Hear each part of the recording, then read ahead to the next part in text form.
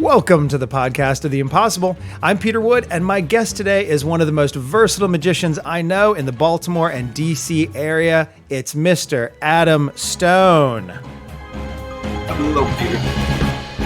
Hello. Good day. I was going to say good day because we don't know when our friend is listening, but Adam Stone is here. Thank you so much for hanging out and making the time. I want to get to, we don't have time for pleasantries. We've got way too much to deal with.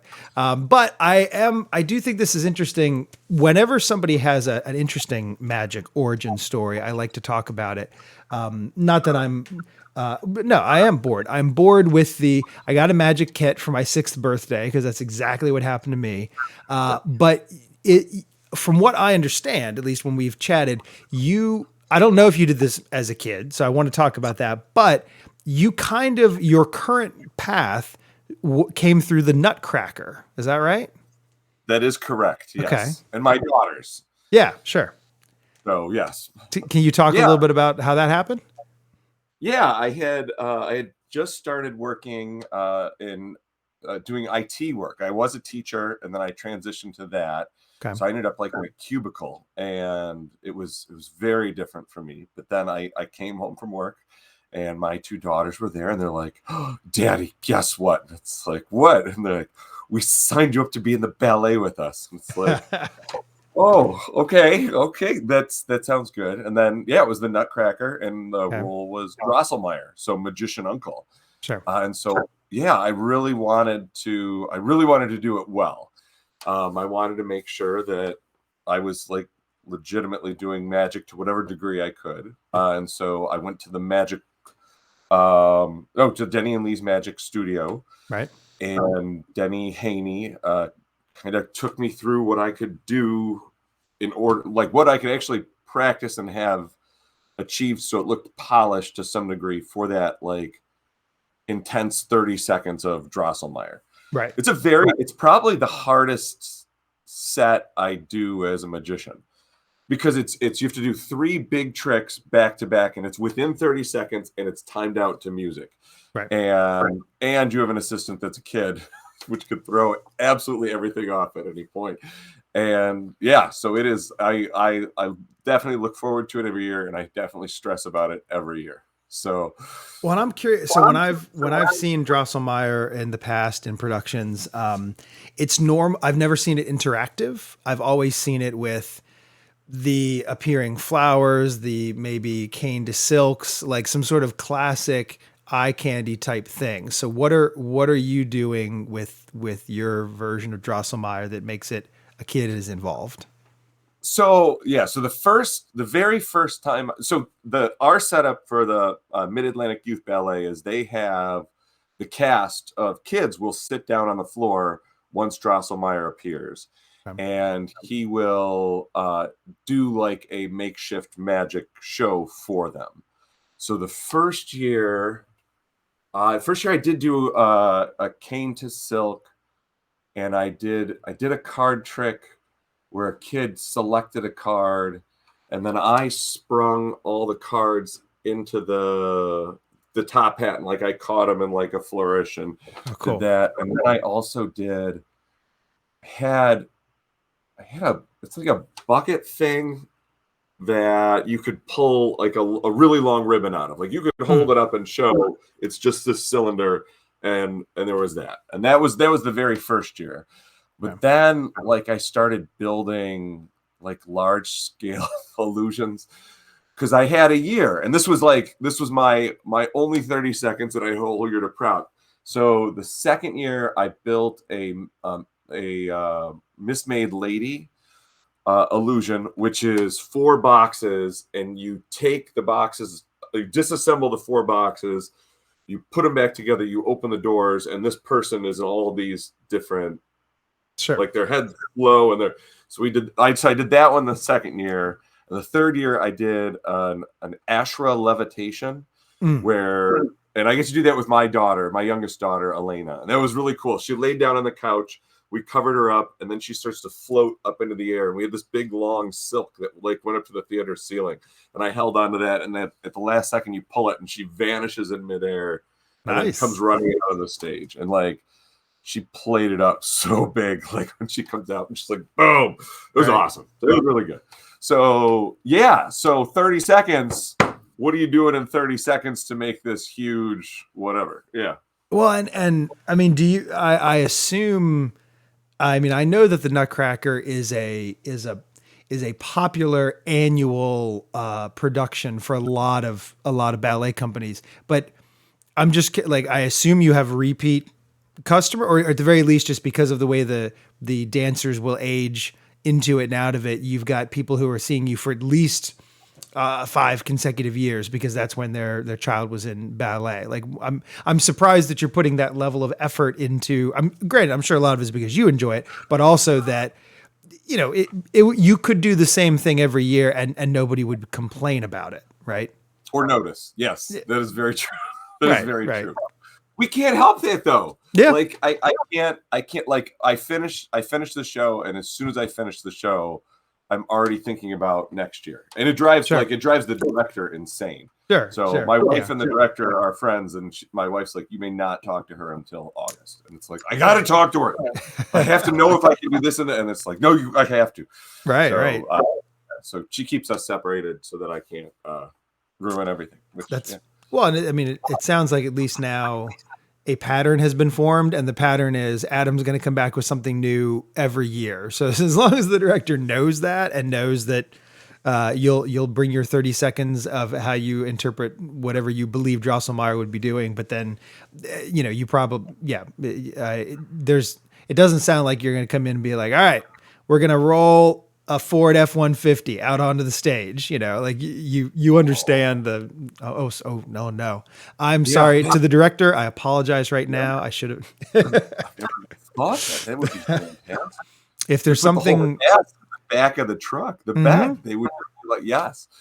Yeah, I wonder. I'm sure that's period specific. How maybe I don't know what year it is, but they probably had Model A's or Model T's. So anyway, well, that's there. Well, so it has changed now. Now the version they do, it's a Baltimore themed version, which is, and so I am actually, as Drosselmeyer, I am now playing John Waters, the director John Waters, and so.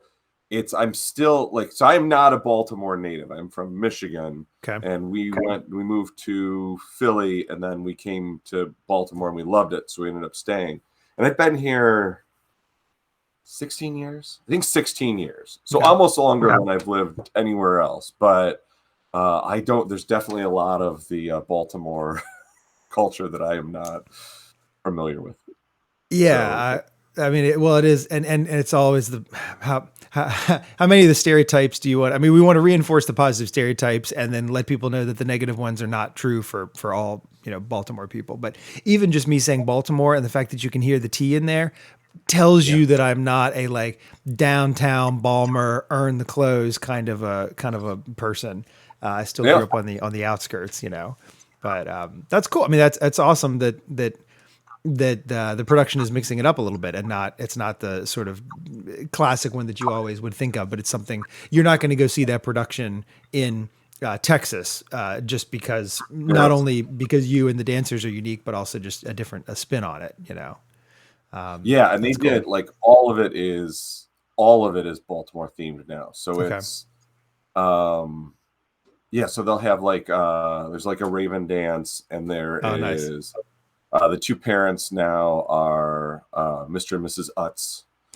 And, so it's very cool. It's definitely definitely still the ballet where the steps and that are correct. Sure, but no, it's really cool. It's definitely something different. So that's awesome. I've seen photos, but I haven't seen it in person. So I need to get that on my bucket list at some point here before all your girls are in college. Now, was that that was your introduction to magic, or did you ever have anything as a kid? So as a kid, my younger brother and we took a class over the summer at a community college. My mom signed us up to do that, and this was my only experience. The magician that was there that taught the class, you could tell he hated children. Like, he hated all of us. He wanted nothing to do with any of us there. Like, he didn't want us to talk to him. I don't know how he picked up this, but he definitely made it so everybody there was like, "Oh, we hate magic." So it was definitely like no one came out of that thinking like, "Oh yeah, this is a viable career and something I could really enjoy." No, it was like, "Oh, this I hate this. People hate this." So yeah, that was so. Other than that, like I saw Copperfield when I was a kid on TV. I loved seeing Copperfield, and I remember the Statue of Liberty. I was right. That's my age where it was right there. But yeah, but this, yeah. Other than that, no, nothing ever. And yeah, I don't know why it just never.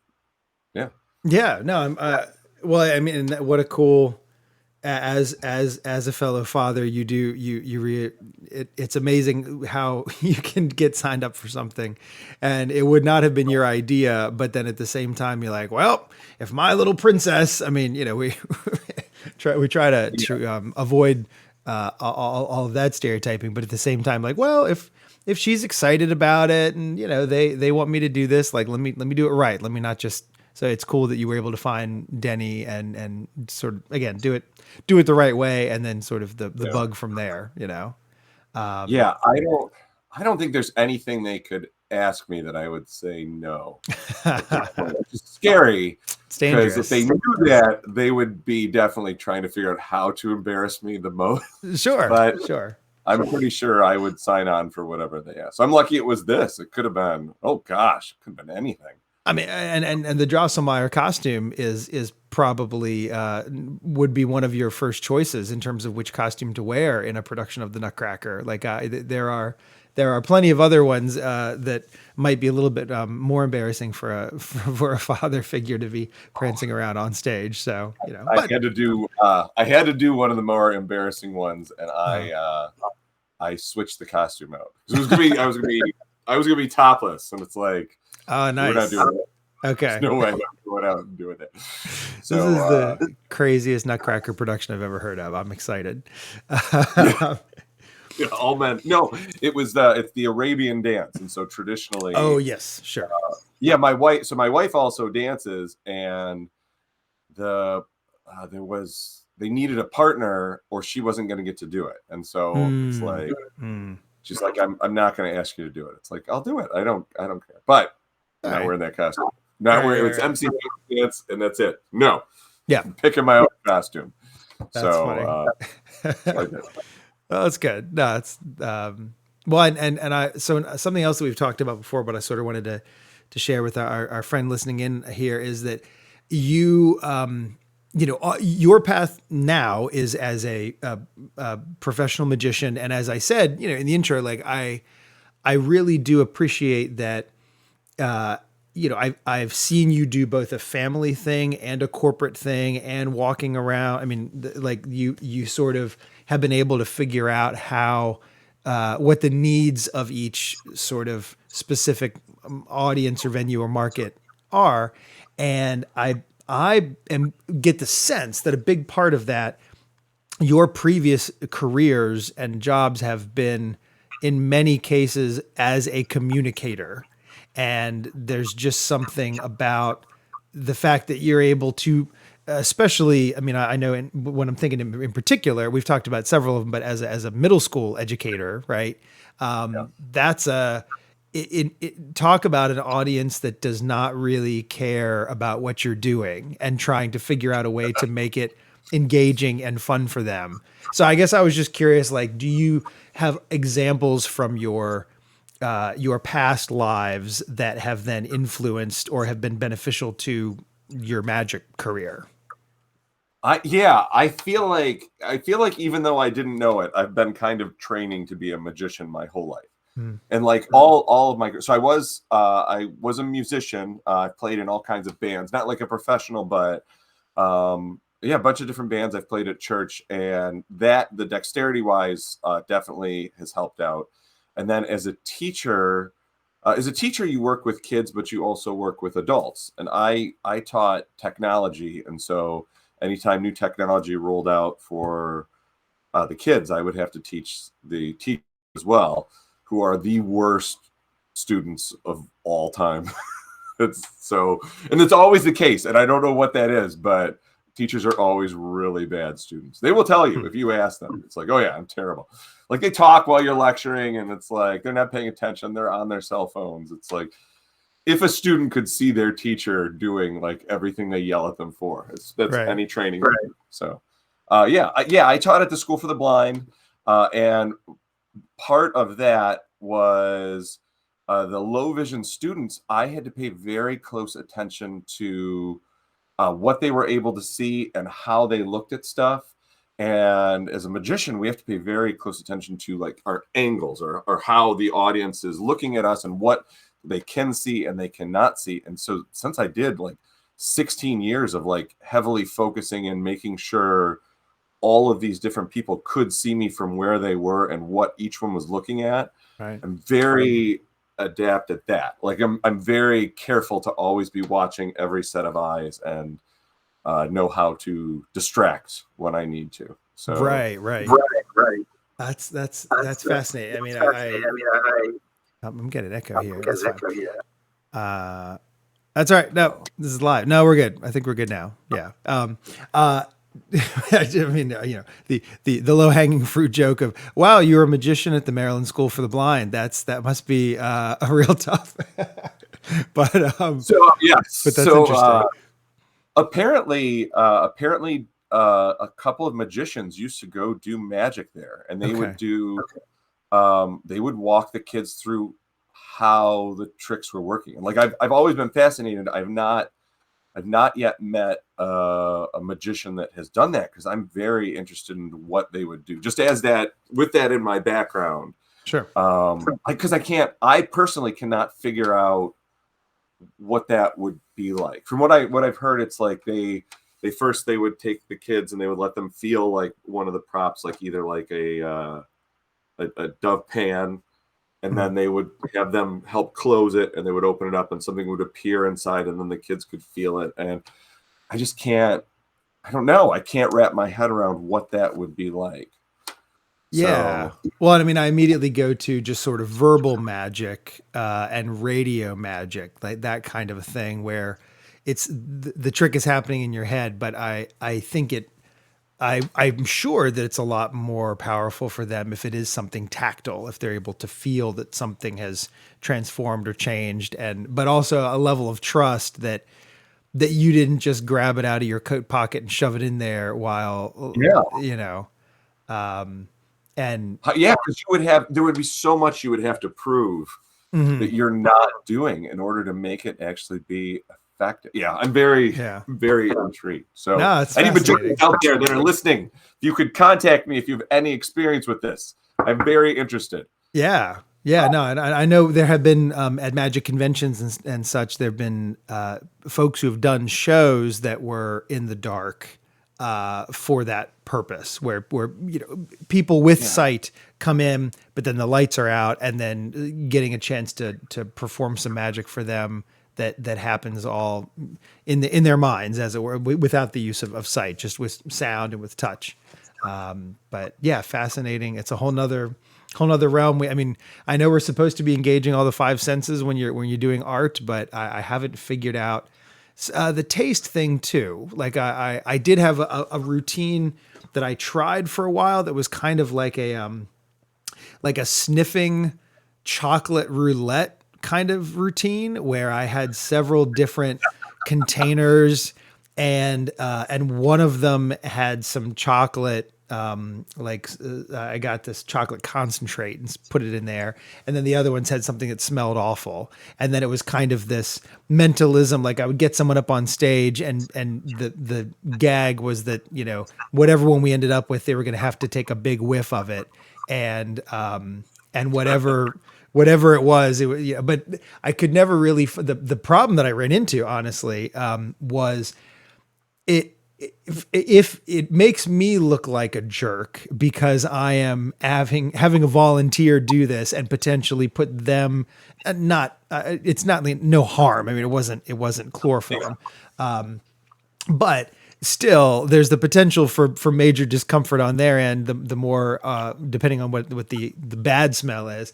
But it almost has to be a trick for one person, because now the audience, even if that person is reacting viscerally, you still are kind of going to be wondering, like, okay, well, maybe they all had a little bit of that smell, or how do you prove the negatives? And maybe someday I'll revisit that idea, because I did sort of like the fun of, all right, we have plenty of visual magic.